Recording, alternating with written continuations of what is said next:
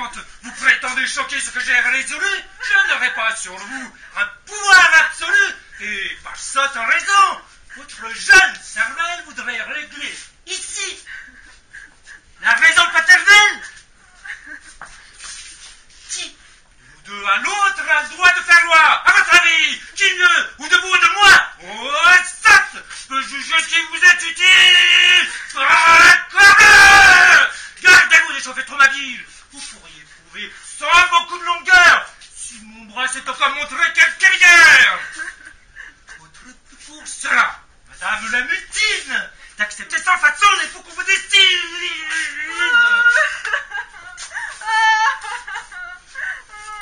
J'ignore, dites-vous, de quelle humeur il est et doit auparavant consulter, s'il vous plaît. Informez du Gloria qu'il vient de partage, dois-je prendre le soin d'en savoir davantage. Et cet époux ayant 20 000 bon du cas, pour être aimé de vous, doit-il manquer la part? Allez, tel qu'il puisse être, avec cette somme, nous vous supposons qu'il est très honnête homme. Hélas!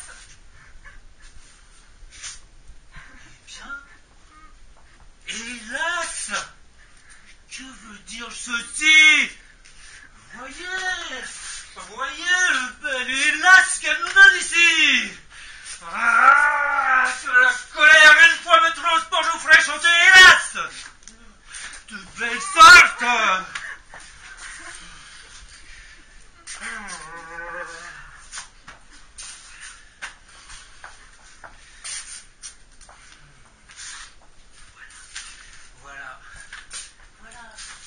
Voilà! Fuyez vos empressements, on vous voit, nuit et jour, à lire vos romans. De colibets d'amour, votre tête est remplie. Et vous parlez de Dieu, bien moins que Clélie. Jetez-moi dans le feu tous ces méchants écrits qui, tous les jours, gâtant le jeune esprits. Lisez-moi comme il faut, au lieu de ces sornettes.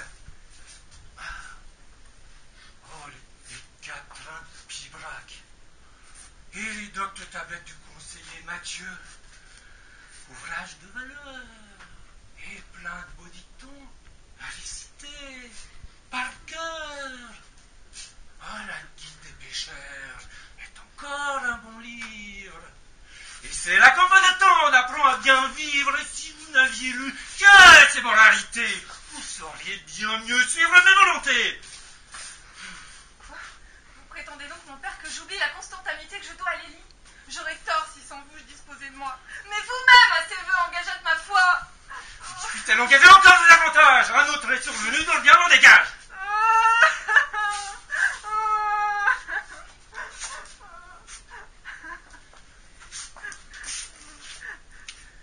Lélie est fort bien fait. Mais apprends qu'il n'est rien qui ne doive céder au soin d'avoir du bien. Que l'or donne au plus laid certain charme pour plaire. Et que sans lui, le reste n'est qu'une triste affaire. Valère, je crois bien, n'est point de toi chérie, mais si ne l'est amant, il le sera mari, et tout l'on croit selon des plus langages. Et l'amour est souvent un fruit du mariage. Mais ne suis-je pas bien fait de vouloir raisonner là où de droit absolu j'ai pouvoir d'ordonner? Trêve donc, je vous prie, à vos impertinences, que je n'entends plus vos indoléances. Ce gendre revient vous visiter ce soir. Manquez un peu. Manquez à bien recevoir. Si je ne voulais voir faire fort mon visage, je ne peux pas en dire davantage. Quoi? Professeur? Madame? Avec ce ton rigueur, ce que tant d'autres gens voudraient de tout leur cœur, à descendre d'humain, répondre par des larmes, et tarder à dire ah oui, c'est plein de chance. Alors, que veut-on aussi mon marais? C'est pas moi qui s'en ferait prier. Et loin qu'un pareil oui me donna de la peine,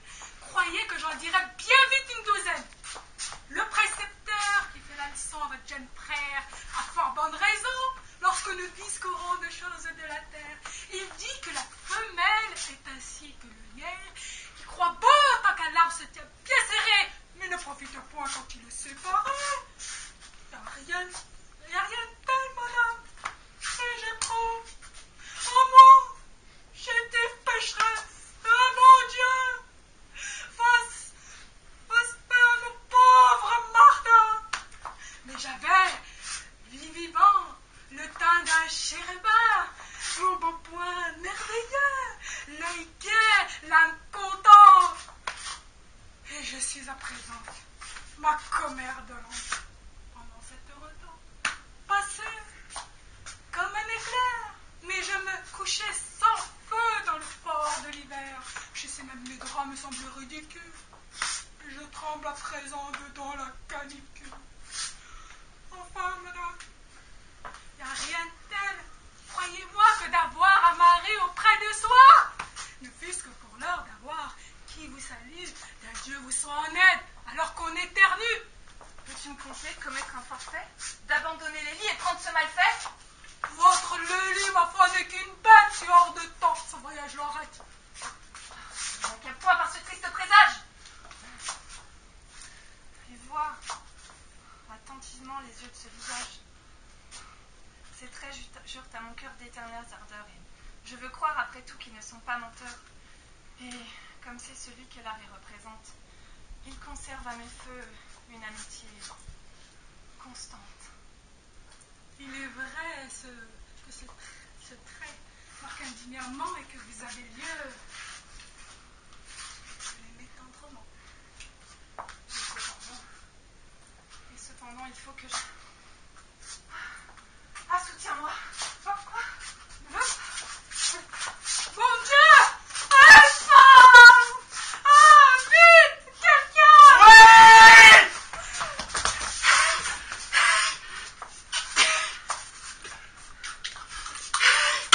Qui est-ce qu'on veut voir? Ma maîtresse se meurt! Quoi? C'est que cela? Ouais, oh, je pourrais tout perdu de crier de la sœur, quoi. Bon, approchons pourtant. Madame, êtes-vous morte? Elle ne dit mot. Daignez la porter! Il lui faut du vinaigre et j'en cours à prêter.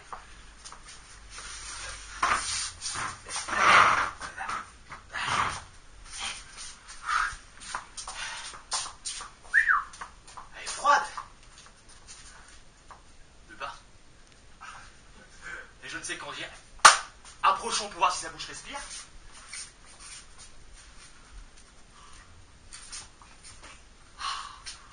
Ma foi, je sais pas, mais tu trouves encore bien quelques signes de vie. Hein. Oh, mais qu'est-ce que je vois? Mon mari, dans ses bras. Oh, je m'en vais descendre. Il me trahit sans doute. Et je vais le surprendre. Bon! Dépêchons-la de secourir. Certes, il aurait tort de se laisser mourir. Aller dans l'autre monde est une très grande sottise quand dans celui-ci on peut être de mise.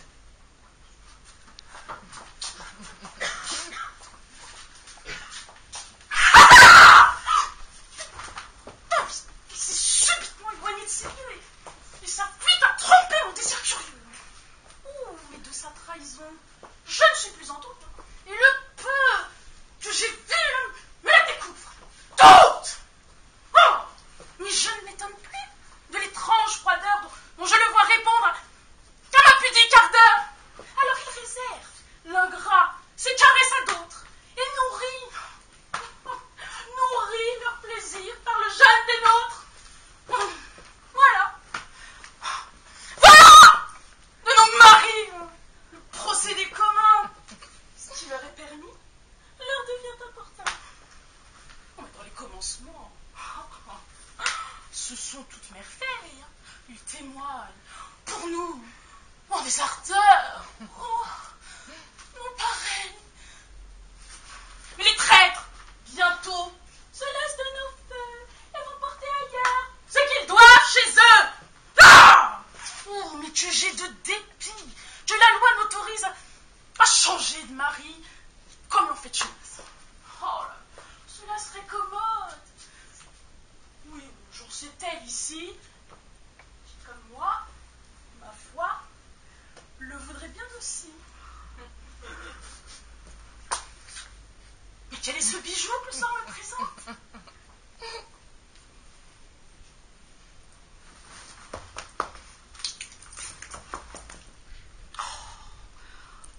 l'émail en est fort beau. Oh, et la gravure, charmante. Ouvrons. On la croyait morte, mais c'était rien. Hein? Mais il en faut plus que tant. Mais elle se porte bien, elle se porte bien. Oh, j'aperçois ma femme. Oh, ciel! Ce miniature! Oh, et voilà d'un bel homme. Une vive peinture. Que considère-t-elle avec attention? Oula, ce portrait, mon honneur, ne nous dit rien de bon. D'un fort vilain soupçon, je me sens l'âme émue. Oh, et jamais rien de plus beau ne s'offrit à ma vue. Et le travail, bien plus que l'or, s'en doit encore priser. Oh, et que cela sent bon. Quoi? Ah, peste! Le baiser! Ah, j'en tiens. Oh, avoue qu'on doit être ravi quand d'un homme ainsi fait, on peut se voir servi. Oh, et que s'il en comptait avec attention, le penchant serait grand à la tentation. Oh, mais que n'ai-je un mari d'une aussi bonne mine, hein, mon pelé, hein, mon russe. Y'a pas, Matine! Nous vous y surprenons, en faute contre nous et diffamant l'honneur de votre cher époux. Donc, à votre calcul, notre digne femme, monsieur tout bien compté, ne vaut pas bien rien, hein? Et de par Belzébuth qui vous puisse emporter? De quel peu à repartir pouvez-vous souhaiter? Peut-on trouver en moi quelque chose à redire? Cette taille, ce port que l'on admire, ce visage, si propre à donner de l'amour, pour qui mille beautés suppléntent tes jours. Bref, en tout et partout, ma personne charmante n'est-il pas un morceau dont vous soyez content? Et pour assasier son appétit gourmand, il faut à son mari le ragoût d'un lion. Oh, j'entends à demi-mot, voilà rien. Tu crois par ce mot? Allons, je vous prie, la chose est avérée. Et je tiens dans mes mains un bon certificat du mal dont je me plains. Mon courroux n'a déjà que trop de violence sans le voir charger encore d'une nouvelle offense. Alors ne crois pas retenir mon bijou et songe... Mais je songe à te rompre le cou, que ne puisse, aussi bien que je tiens la copie, tenir l'original. Et pourquoi? Mais pourquoi? Pour rien, mamie, tous objets de mes voeux, j'ai bien tort de crier. Et mon front, devant d'où vous doit remercier. Le voilà, le beau-fils, le mignon de couchette, le drôle avec lequel tu me... Oh, avec lequel? Poursuis. Avec lequel te dis... Oh, j'en crève d'ennui. Mais que me vient compter fort là, ce maître ivrogne. Oh, mais tu m'entends que trop, madame la Carogne. Sganarelle est un mot qu'on ne dira plus et on m'appellera désormais... Seigneur Cornelius. Et j'en suis pour mon honneur, mais à toi qui me l'ôtes, je t'en ferai du moins pour un bras ou deux coups. Mais tu m'oses tenir de semblables discours. Et tu m'as joué tes diables de tour. Mais quel diable de tour, la femme sans rien feindre. Eh ben, ça vaut pas la peine de se plaindre, hein. D'un panache de cire sur le front de pourvoir, bah... Alors, vraiment un beau Vénisivoire. Donc, après m'avoir fait la plus sensible offense qui puisse d'une femme exciter la vengeance, tu prends d'un fin courroux le vain amusement pour prévenir l'effet de mon ressentiment. D'un pareil procédé, l'insolence est nouvelle. Celui qui fait l'offense et celui qui querelle. Avoir ce fier maintien, le croirait-on pas une femme de bien? Mais papa, poursuis ton chemin, laquelle jeune tes maîtresses, adresse-leur tes deux, file-leur tes caresses, et rends-moi vos bijoux. Mais laisse-en te jouer de moi. Je crois m'échapper, mais j'aurais malgré tout.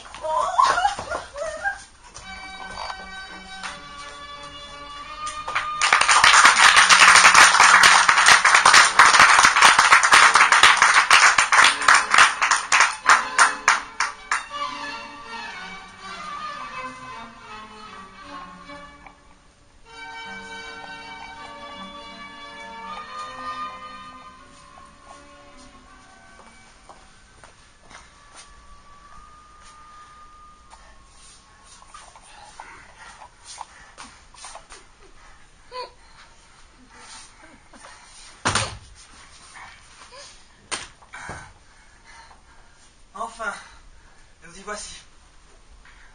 Mais monsieur, si je l'ose, je voulais vous prier de me dire une chose. Eh bien, parle.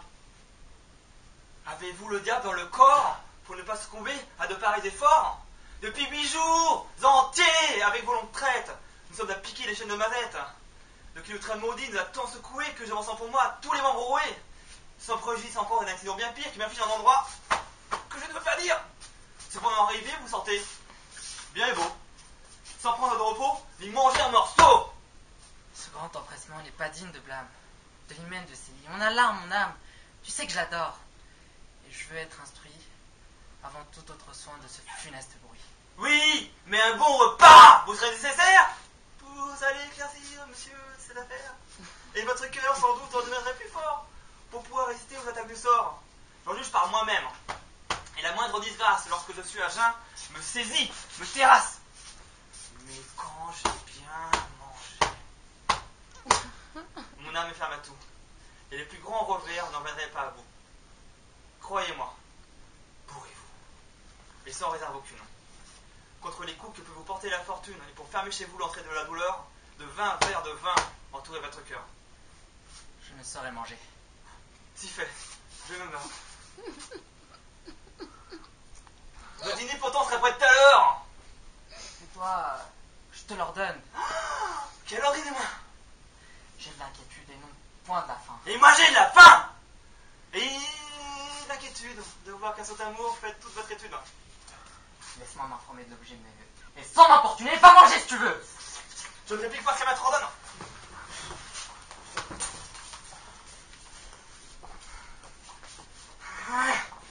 Non. À trop de peur, mon âme s'abandonne. Le père m'a promis. Et la fille a fait voir des preuves d'un amour qui soutient mon espoir. Nous l'avons, et je suis à l'aise sur la trône du malheureux Pandare qui cause ma vergogne, et il ne m'est point connu. Quel personnage ici? Eh, si c'est mon portrait, que dois-je croire aussi? Oh pauvre Scamarelle, à quelle destinée ta réputation a-t-elle condamnée? Ce que je le peux, sans arrêt ma foi être sortie des mains qui tenaient de moi. Faut-il que désormais à de dos on te monte, raconte bien ton chanson, et quand tu te rends compte qu'on te jette au nez le malheureux affront, qu'une femme mal née imprime sur ton front? Trompais-je? Ah, truand. As-tu bien le courage de m'avoir fait cocu par la fleur de mon âge, et femme d'un mari qui peut passer pour beau? Faut-il qu'un marmousset, qu'un maudit et tourneau? N'abuse point, c'est mon portrait lui-même. Cet homme est curieux. Que c'est extrême. À qui l'on qu'en a-t-il? Je le veux accoster. Puis, Que veux- de grâce, un mot. Que veut-il me conter? Puis-je obtenir de vous de savoir l'aventure qui fait de dans vos mains trouver cette peinture? Et d'où lui vient...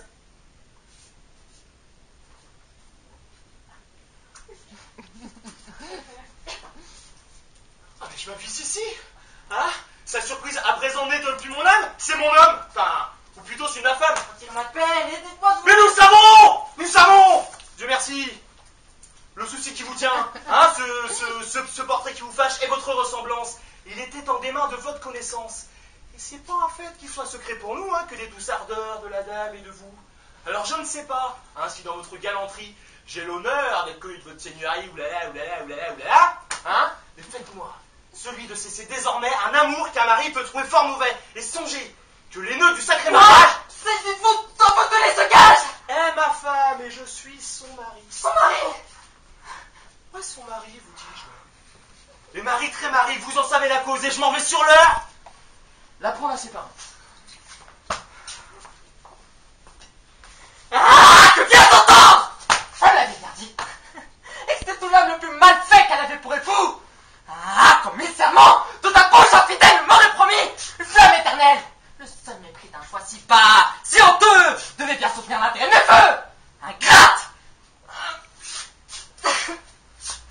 Quelque bien. Mais ce sensible outrage, se mêlant aux travaux d'un assez long voyage, donnant tout à coup un choc si violent que mon cœur devient faible et mon corps chancelant. Oh, malgré moi, mon perfide. Hélas, mais quel mal vous presse? Je vous vois prêt ici à tomber en faiblesse. C'est un mal qui m'a pris assez subitement. Oh, je crains pour vous l'évanouissement. Entrez dans cette salle en attendant qu'il passe. En mon nom de j'accepte grâce.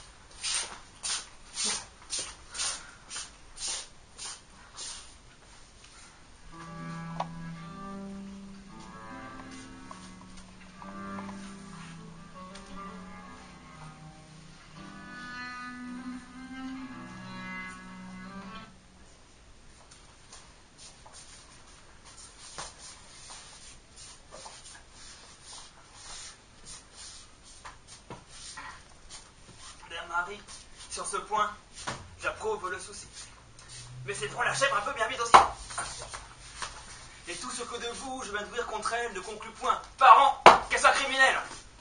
C'est un point délicat et de pareils forfaits, sans les bien avérés, ne s'imputent jamais.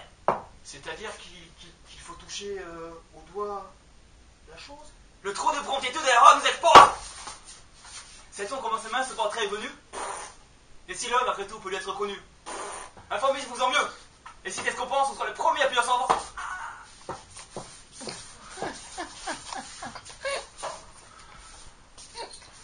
On ne peut pas mieux dire. En effet, il est bon d'aller tout doucement. Et peut-être, sans raison, me suis-je mis en tête ces visions cornues et les sueurs au front m'en sont trop tôt venues.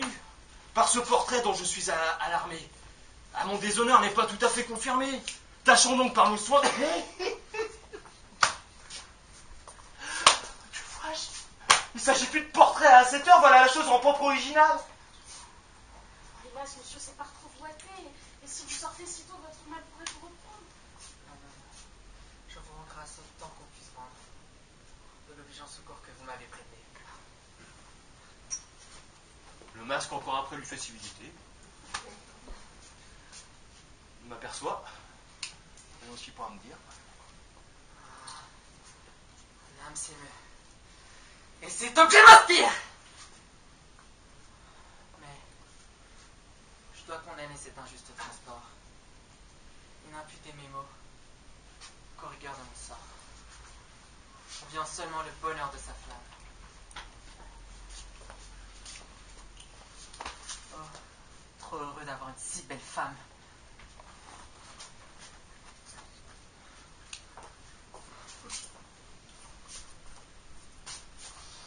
Ce n'est pas s'expliquer entièrement ambigu. Cet étrange propos me rend aussi confus que s'il m'était venu des cornes à la tête. Et ce procédé n'est pas du tout honnête, hein. Quoi? Il est apparu tout à l'heure à mes yeux. Pourrait me cacher son retour en ces lieux. Oui, trop heureux d'avoir une si belle femme. Mais on aurait bien plutôt de l'avoir, cette infâme dont le coupable feu, trop bien vérifié, sans respect ni demi, nous a cocufié. Et je le laisse aller après un tel indice. Et demeure les bras croisés, là, comme un joue-crise, je devrais du moins lui ôter son chapeau, lui donner quelques pierres, lui crotter son manteau. Et sur lui, hautement, pour contenter ma rage, faire la randonneur crier le voisinage. Celui qui maintenant devers vous est venu et qui vous a parlé, d'où vous est-il connu? Hélas, c'est pas moi qui le connais, madame. C'est ma femme. Quel trouble agite ainsi votre âme? Oh, laissez-moi. Ne me condamnez pas d'un heure hors de saison, laissez-moi. Laissez-moi pousser les soupirs à foison. Vous pouvez ces douleurs non communes. Hein? Bah, si je suis affligé, c'est pas pour les prunes. Hein. Et je donnerais à bien d'autres qu'à moi de se voir sans chagrin au point où je me vois. Des maris malheureux. Vous voyez le modèle, vous? Et on dérobe l'honneur aux pauvres ganarelles. Mais c'est peu que l'honneur dans mon affliction, car on m'en dérobe encore la réputation. Comment? Ce damoiseau, là, hein, parlant par Révérence. Elle me fait cocu, madame, et avec toute licence. Celui qui maintenant... Me déshonore, il adore ma femme, mais ma femme l'adore. Vas-y. J'avais bien jugé que ce secret retour ne pouvait me couvrir que quelques lâchetés. Et j'ai tremblé d'abord en le voyant paraître par un pressentiment de ce qu'il devait être. Vous prenez ma défense avec trop de bonté. Et tout le monde n'a pas la même charité. Plusieurs qui tantôt ont appris mon martyr, bien loin d'y prendre part, n'en ont fait que rire. Est-il rien de plus noir que ta lâche action? Et peut-on lui trouver une punition? Dois-tu ne te pas croire indigne de la vie après t'être souillé de cette perfidie? Ah, ciel, est-il possible? Il est trop vrai pour moi. Ah, traite scélérat, âme double et sans foi! La bonne âme! Ah, non, l'enfer n'a point de gêne, qui ne soit pour ton crime une trop douce peine. Que voilà bien parler! Avoir ainsi traité, et la même innocence, et la même bonté. Oui! Un cœur qui jamais n'a fait la moindre chose à mériter l'affront ou ton mépris l'expose. Mais cela est vrai! Qui est bien loin.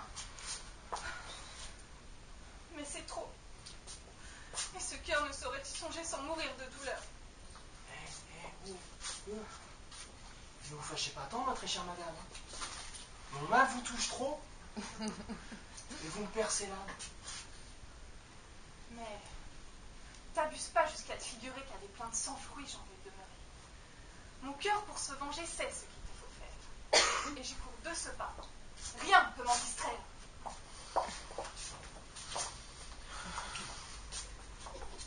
Que le ciel la préserve à jamais de danger. Voyez, quelle bonté de vouloir me venger. En effet, son courroux qui excite ma disgrâce, mais mon saignotement, ce qu'il faut que je fasse. On doit jamais souffrir sans dire mot de semblables affronts, à manquer d'être un vrai sot. Allez hop, cours donc le chercher, ce pandard qui m'affronte. Montrons notre courage à venger notre honte. Oui, vous apprendrez ma oufle, à rire à nos dépens, et sans aucun respect faire cocu les gens.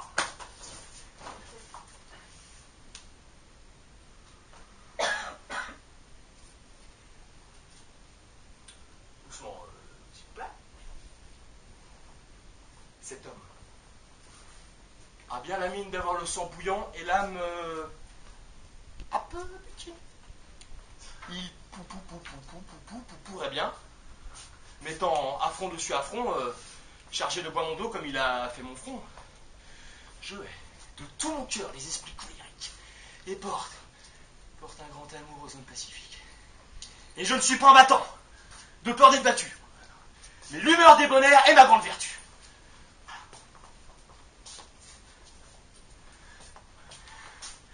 mais mon honneur me dit que d'une telle offense, il faut absolument que je prenne vengeance. Hein?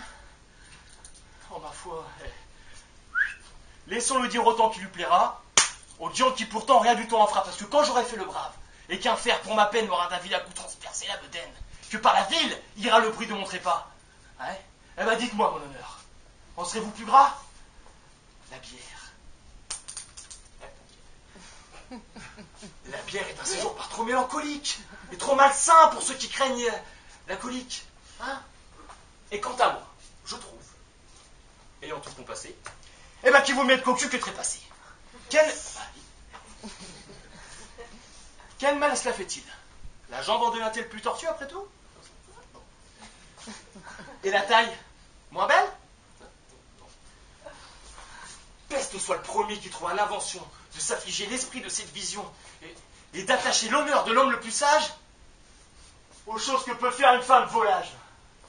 Puisqu'on tient à bon droit tout crime personnel, mais que fait là notre honneur pour être criminel? Deux actions d'autrui, on nous donne le blâme. Alors, si nos femmes sans nous ont un commerce à fin, faut que tout le mal tombe sur notre dos. Ouais, voilà. Elles font la sottise, nous sommes les sots. Non, mais ça va pas, non? C'est un vilain abus. Et les gens de police devraient bien régler une telle injustice. N'avons-nous pas assez des autres accidents qui viennent nous happer en dépit de nos dents? Les procès, querelles, faim, soif, maladie, hein? Trouble-t-il pas assez le repos de la vie, et sans s'allier de surcroît, et s'aviser sottement de se faire un chagrin qui n'a nul fondement? Oh, manquons-nous de cela? Méprisons les alarmes, mettons sous nos pieds les soupirs et les larmes. Si ma femme a failli, hein, et ben qu'elle pleure bien fort, j'ai merdé, oui t'as merdé, hein? Mais pourquoi moi pleurer puisque je n'ai point tort? Non! En tout cas, ce qui peut m'ôter ma fâcherie, c'est que je suis pas seul de ma confrérie. Ah bah voir cajoler sa femme et n'en témoigner rien, se pratique aujourd'hui par force ce genre de bien. N'allons donc pas chercher querelle pour un affront qui n'est que pure bagatelle. On m'appellera sot de ne me venger pas, ouais, mais je le serai fort de courir au trépas. Et je... Oula. Je me sens pourtant là, remuer là une bile qui veut me conseiller quelques actions viriles. Ah oui, le courroux me prend. C'en est trop des trop poltrons. Je veux résolument me venger du larron. Déjà, dans l'ardeur qui m'enflamme, eh ben je vais dire partout, eh ben qui couche avec ma femme.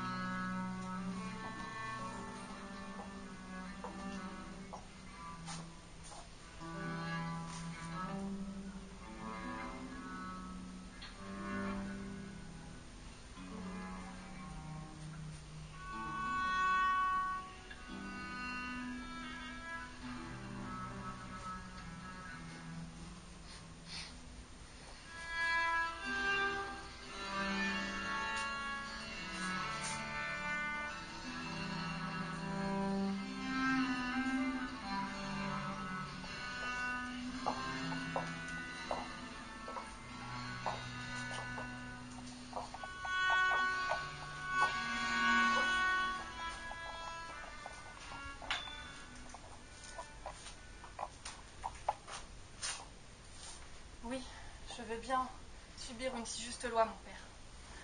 Disposez de mes vœux et de moi, faites quand vous voudrez signer cet hyménée. À suivre mon devoir, je suis déterminée. Je prétends gourmander mes propres sentiments et me soumettre en tout à vos commandements. Voilà qui me plaît de parler de la sorte. Parbleu, si grande joie alors me transporte que mes jambes sur l'heure en cabriolet. Nous n'étions vus de gens qui s'en riraient. Approche-toi de moi, viens ça que je t'embrasse.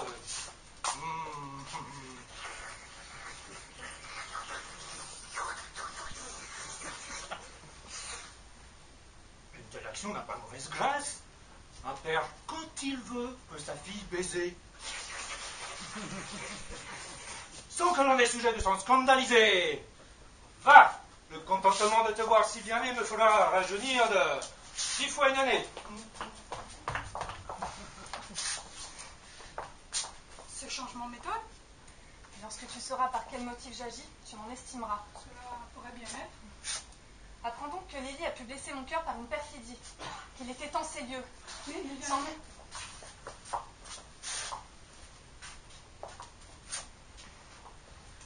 Avant que pour jamais je ne m'aime de vous, je veux vous reprocher au moins. Me parler encore, avez-vous cette audace? C'est vrai qu'elle est grande, et votre choix est tel qu'à rien vous reprocher, je serai criminel. Mais vivez, vivez contente, et bravez ma mémoire avec le digne époux qui vous comble de gloire. Oui, traite, j'y veux vivre, et mon plus grand désir, ce serait que ton cœur en eût du déplaisir. Mais qui rend donc contre moi ce cours légitime? Quoi? Tu fais le surpris et demandes ton crime? Guerre! Guerre mortelle à ceux-là rondonneurs, qui sans miséricorde a tué notre honneur. Tourne les yeux sans me répondre. Ah, je vois. Cet objet suffit pour te confondre, hein? Vous obligez bien plutôt à rougir. Bon, ma colère à présent est en état d'agir. Dessus ces grands chevaux et montrer mon courage. Ouais. Et si j'en rends compte, on va avoir du carnage. Ouais, j'ai joué sa mort. Rien ne peut m'en empêcher. Où je le trouverai, je saurai le dépêcher. Au beau milieu du cœur. Il faut que je lui donne. À qui donc on veut tout?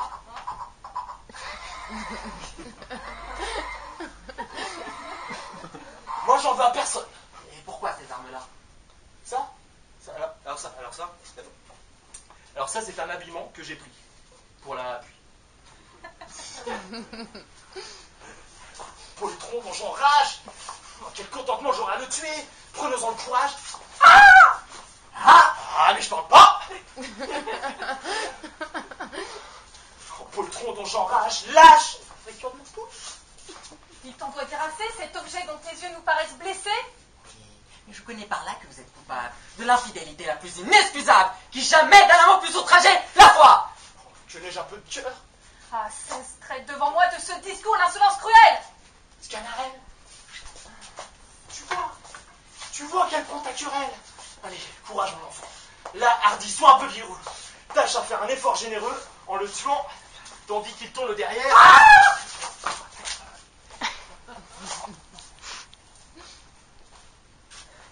Puisqu'un pareil discours émet votre colère, je dois de votre cœur me montrer satisfait et l'applaudir ici du beau choix qu'il a fait. Oui, mon choix est tel qu'on n'y peut rien reprendre. Allez, vous faites bien de le vouloir défendre. Et si j'étais sage alors là, on va arriver à l'étrange carnage. D'où vous venez cette plainte? Et quel chagrin brutal!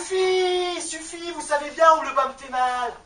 Hein, et votre conscience et le soin de votre âme devraient vous mettre aux yeux que ma femme est ma femme, et vouloir à ma barbe en faire votre bien, c'est pas du tout agir en bon chrétien. Un semblable soupçon est bas et ridicule, allez. Dessus ce point, n'ayez aucun scrupule. Je sais qu'elle a vous. Et bien loin de brûler... Ah, qui s'y traite, tu sais bien dissimuler, hein. Vous soupçonnez-vous d'avoir une pensée? De qui son âme est le sucre enfoncé? Mais de cette lâcheté, voulez-vous me noircir? Parle à lui-même, il pourra t'éclaircir. Ah non.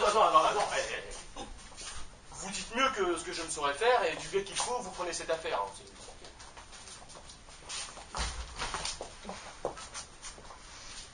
Je ne suis pas d'humeur à faire éclater contre vous, madame, un esprit trop jaloux, mais je ne suis point dupe. Et vois ce qui se passe. Il est de certains feux de fort mauvaise grâce, et votre âme devrait prendre un meilleur emploi que de séduire un cœur qui ne devrait être qu'à moi. La déclaration est assez C'est ingénieux. On ne demande pas Caroline ta venue. Tu l'as bien querellée lorsqu'elle me défend. Et tu trembles, hein, de peur qu'on trouve ton galant. Allez, ne croyez pas que l'on en est en vie. Tu vois, si c'est mensonge, et j'en suis fort ravie. Mais que veut-on compter? Ah! Ma foi, je ne sais pas quand finira ce galimatias. Depuis assez longtemps, je tâche à le comprendre. Plus je le goûte, moins je peux l'entendre. Je vois bien que je dois finir par m'emmêler. Répondez-moi par ordre et me laissez parler. Vous, qu'est-ce qu'a son cœur pour reprocher le vôtre? Que l'infidèle a pu me quitter pour un autre, que lorsque, sur le bruit de son hymen fatal, j'accours tout, transporté d'un amour sans égal, dont l'ardeur résistait à ce croire oublié, mon abord en ces lieux la trouve mariée. Marié? À qui donc? À lui? Hein? Comment à lui? Oui, dame. Mais qui vous l'a dit? C'est lui-même, aujourd'hui. Est-il vrai? Hé! J'ai dit que c'était à ma femme que j'étais marié. Dans un grand trouble d'âme, tantôt de mon portrait, je vous ai vu saisi. Ben, il est vrai. Le voilà. Il est Vous m'avez dit aussi que celle aux mains de qui vous avez pris ce gage était liée à vous des noces du mariage. Et sans doute, je l'avais de ses mains arrachée. Et n'eusse pas sans lui découvert son péché. Mais que me viens-tu compter par ta plainte importune? Je l'avais trouvé sous mes pieds, par fortune. Et quand après ton injuste courroux, j'ai fait dans sa faiblesse entrer monsieur chez nous, eh bien j'ai pas reconnu les traits de sa pâture.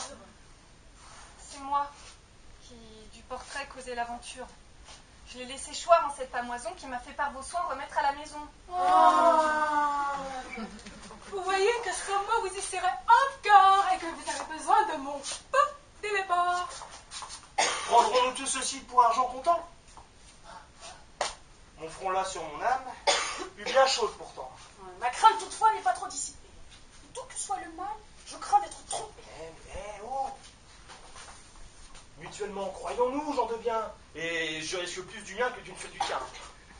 Accepte sans façon le parti qu'on propose. Soit. Mais car le bois si j'apprends quelque chose. Ah Dieu, s'il est ainsi, qu'est-ce donc que j'ai fait? Je dois de mon courroux appréhender les faits.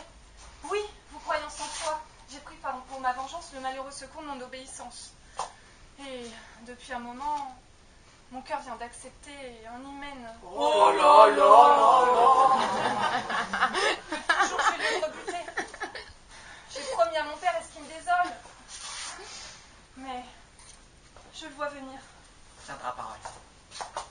Monsieur, nous voyant ces lieux de retour, brûlant des mêmes feux, et mon ardent amour verra, comme je crois, la promesse accomplie, qui me donna l'espoir de l'hymen de Célie.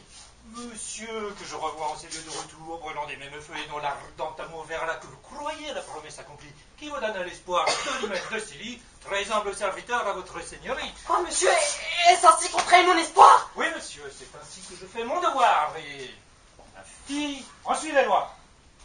Mon devoir m'intéresse, mon père, à dégager vers lui votre promesse. Est-ce répondre en fille à mes commandements? Mettez-moi bientôt tes bons sentiments pour Valère, tantôt. J'aperçois son père. Il vient assurément pour conclure l'affaire.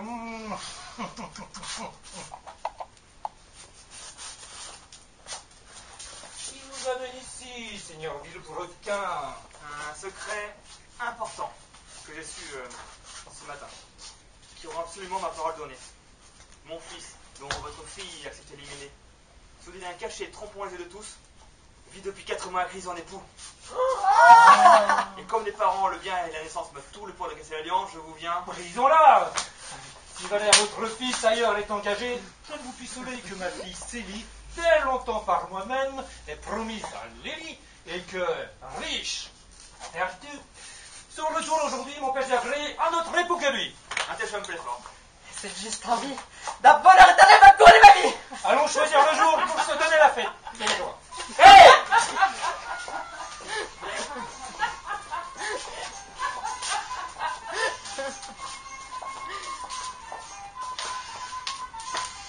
A-t-on cru jamais être cocu que moi? Vous voyez? Quand cette plus forte apparence peut jeter dans l'esprit une fausse créance. Hein. Alors, de cet exemple-ci, ressouvenez-vous bien, et quand vous verrez tout, ne croyez jamais rien.